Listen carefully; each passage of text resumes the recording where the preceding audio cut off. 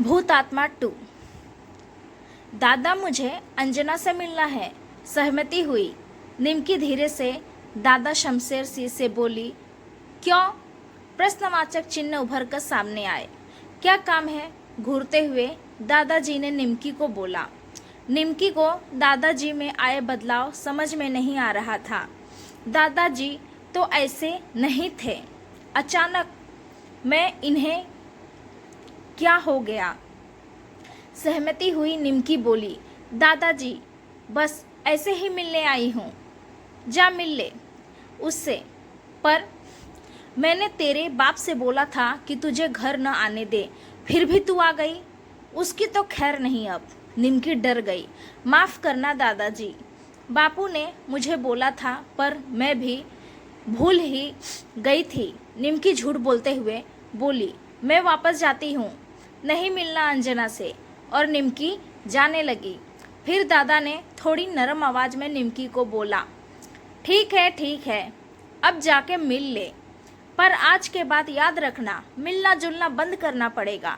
ठीक है दादाजी। और निमकी भागते हुए घर में घुस गई और फिर अंजना को ढूंढने लगी। अंजना अंजना क्या है? अंजना बोली। अरे क्या हो गया दादाजी को?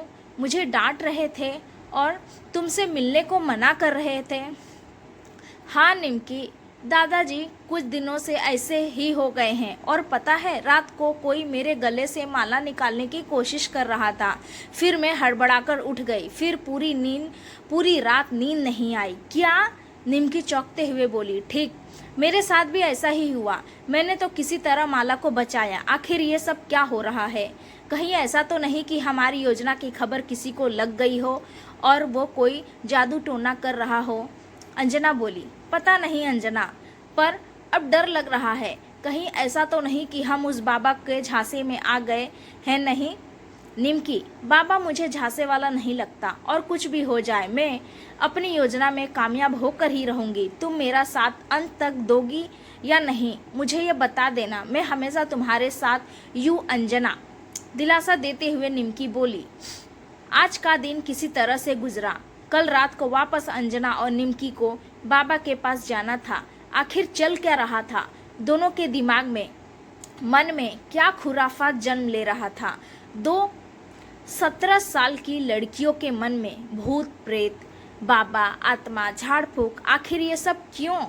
आज की रात हुई। पहले डर था उसे कि कोई परेशान न करे, इसीलिए माँ के पास बेखौफ सोई अंजना। फिर सुबह हुई अचानक और माँ उठते ही अपनी लाडली बेटी अंजना को देखकर चौंक गई। अंजना का शरीर पूरा पीला पड़ गया था। अंजना अंजना हड़बड़ा कर माँ अंजना को हिलाते हुए बोली। अंजना उठ बेटा। और अंजना घबरा कर उठी। क्या हुआ माँ? तू ठीक तो है ना? हाँ माँ, मुझे क्या हुआ? माँ अंजना के शरीर को छूते हुए बोली। सब कुछ तो ठीक है। आंखें दिखा, आंखें। माँ क्या हुआ तुम्हें? चल आंखें दिखा। और माँ अंजना की आंखें देखी, फिर दोनों हाथों के नाखून देखे। सब कुछ ठीक था, तो शरीर क्यों पीला पड़ गया था? फिर माँ जोर से चिल्लाई। अरे अंजू के बापू, सुनते हो? पर बापू ने कुछ न सुना और माँ ने फिर आवाज लगाया। चंदा, अरे ओ चंदा। जी मालकिन, जाकर हकीम जी को बुला कर ला। ठीक है मालकिन। और चंदा चली गई।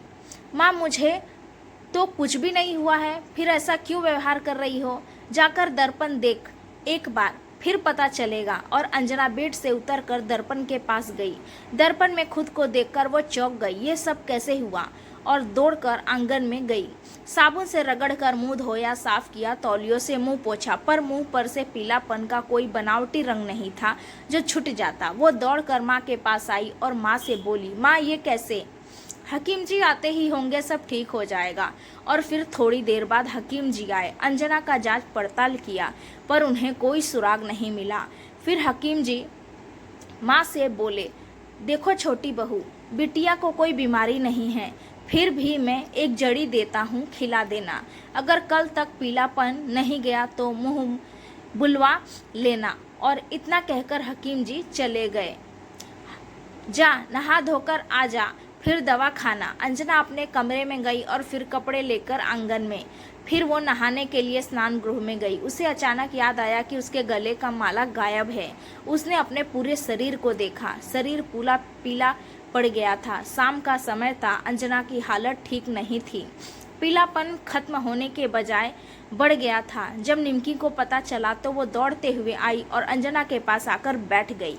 क्या हुआ अंजना? मेरा माला खो गया निमकी, तभी से यह हालत हुई है।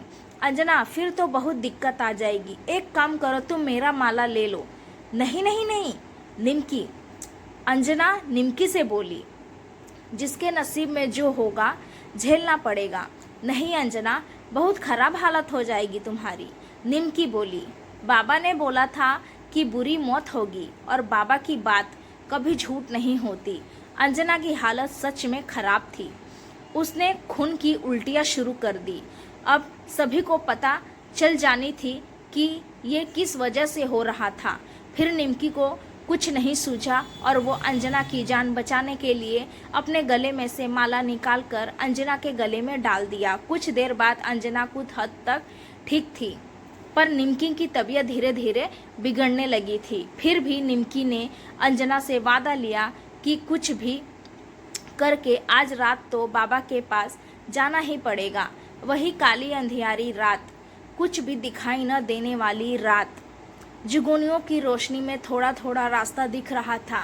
निमकी और अंजना गांव से बाहर निकलकर कब्रिस्तान की तरफ बढ़ गए। कब्रिस्तान की हवा बिल्कुल सफ़ेद थी और आज दोनों को डरावनी आवाज़ सुनाई दे रही थी। निमकी कुछ डरी डरी सी लगी आज, पर अंजना के चेहरे पर डर का जरा भी आभास नहीं था। दबे दबे पांव दोनों बाबा की झोपड़ी में पहुँचे। बाबा उन्हीं के इंतज़ार में बैठा था। क्या गड़बड़ किया अंजना तुमने? बाबा अंजना की तरफ देखते हुए बोला। तुमने अपना माला खो दिया और निमकी तुमने अपना माला इसे दे दिया। बाबा ने दोनों को डांटने वाले अंदाज में बोला। मैं ज़्यादा नहीं बचा पाऊंगा तुम दोनों को।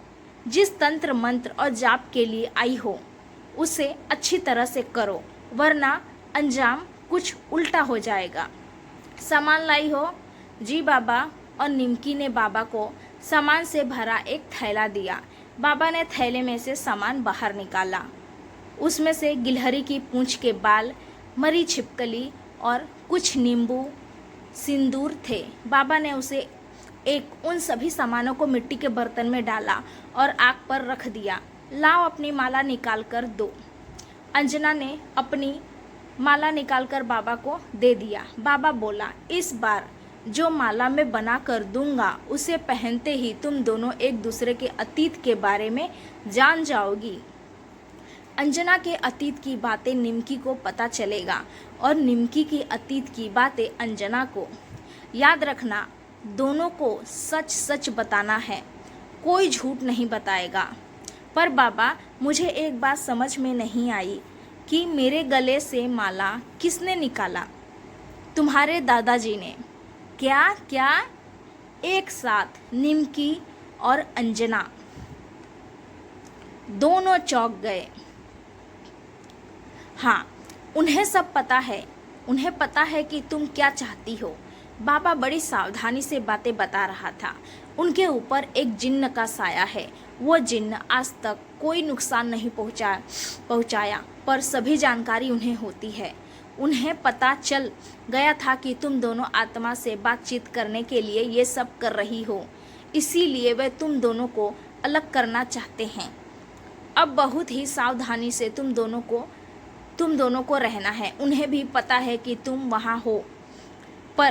यहाँ हो, पर वो किसी स्वार्थ के लिए कुछ नहीं बोल रहे हैं। याद रखना, अगर ये माला तुम्हारे दादा को मिल गया तो तुम कभी भी एक दूसरे का अतीत नहीं जान पाओगी और आत्मा तक पहुंचना तो दूर की बात करना भी मुश्किल होगा। नहीं नहीं बाबा, मैं एक बार तो बहन की आत्मा से मिलना चाहती हूँ, बस एक बार।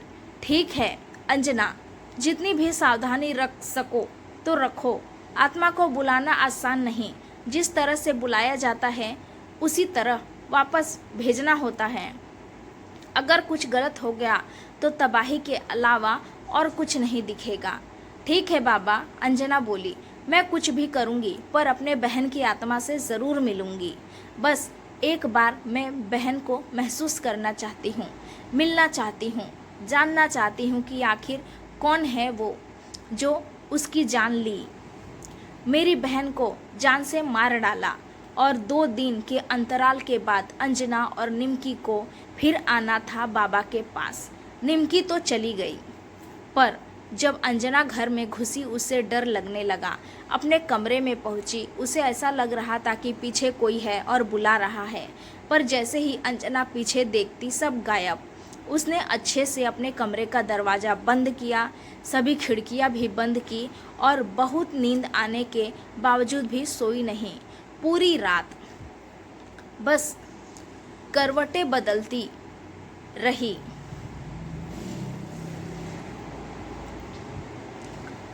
आखिर किस तरह वो आत्मा से मिलेगी? दादाजी ने माला क्यों चुराया था? दादाजी पर भी जिन्न का साया था? ये सब जानेंगे आप भाग 3 में। दोस्तों, उम्मीद करती हूँ आपको हमारी कहानी पसंद आई होगी।